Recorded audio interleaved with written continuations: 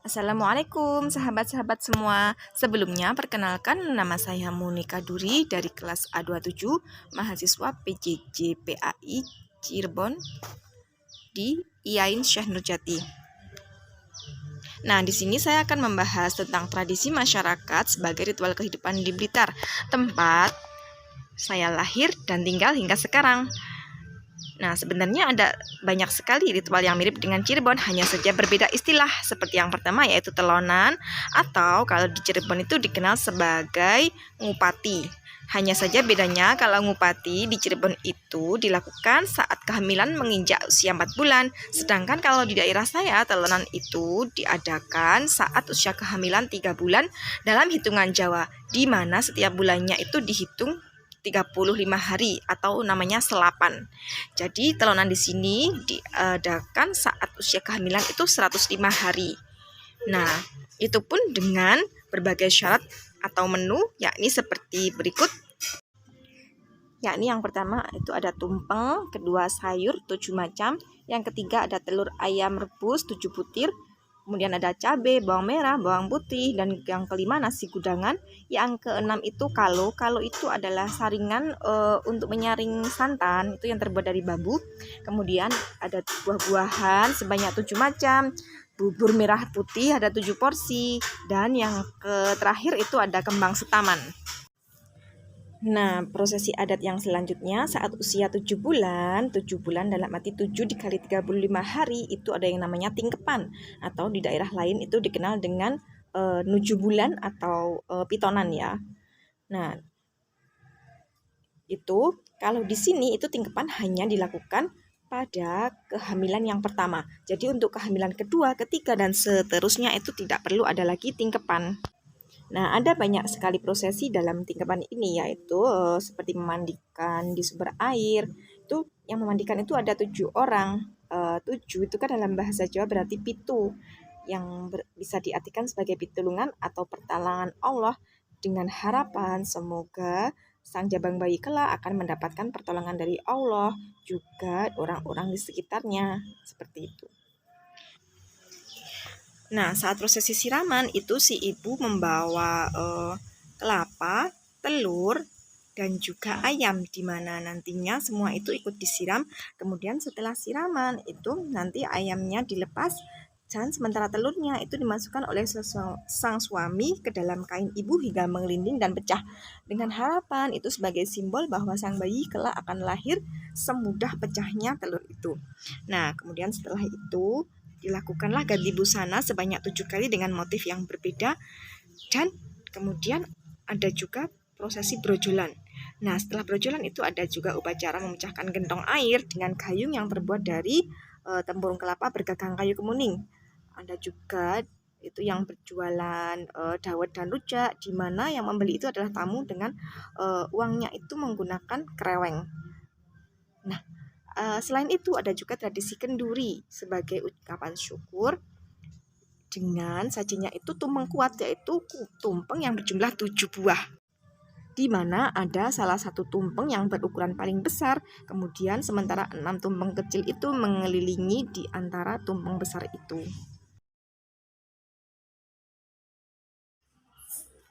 Nah, selanjutnya adalah beberapa prosesi pernikahan adat Jawa, di mana di sini saya mengambil 12 adat. Di antaranya yang pertama adalah pemasangan teratak dan tarup. Teratak atau dekor itu sebagai pertanda bahwa sang punya rumah itu sedang memiliki hajat.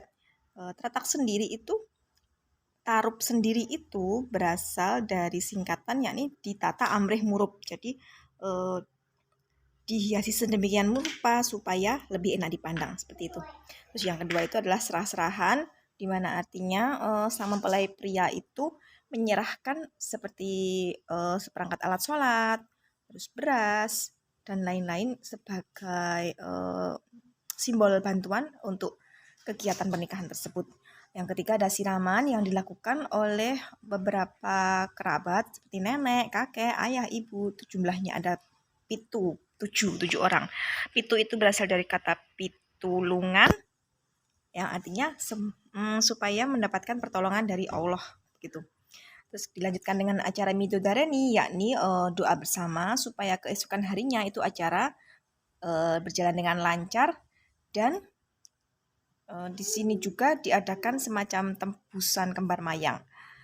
Kemudian yang kelima itu ijab kabul, yakni pengesahan atas kedua mempelai, di mana dihadapkan oleh saksi juga penghulu. Nah, setelah mereka benar-benar sah, itu barulah masuk ke proses yang keenam, yaitu panggih atau temu manten, di mana saat mempelai ditemukan ini juga ada semacam prosesi lempar suruh itu, atau istilahnya namanya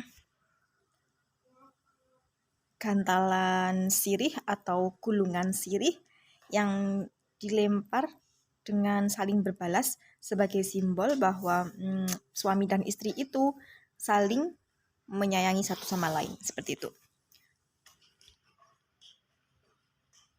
Kemudian di proses ketujuh itu ada bobot timbang, di mana ayahnya sang mempelai itu memangku mempelai pria dan wanita sebagai pertanda bahwa ayah itu menerima menantu itu seperti anaknya sendiri.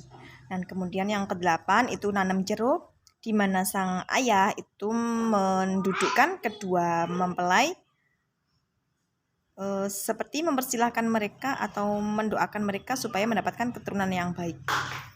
Nah, yang ke-9 itu kacar kucur. Kacar kucur itu sebagai simbol bahwa sang pengantin pria memberikan penghasilannya itu kepada sang wanita. Di sini diberupakan kacang-kacangan seperti kacang hijau, kedelai, beras, dan lain-lain.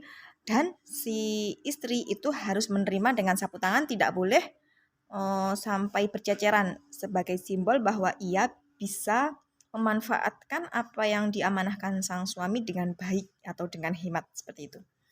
Kemudian di prosesi ke-9 itu ada dulangan atau kelimahan, yakni prosesi saling suap menyuap antara laki-laki dan perempuan dengan nasi gunungan yang sudah disediakan.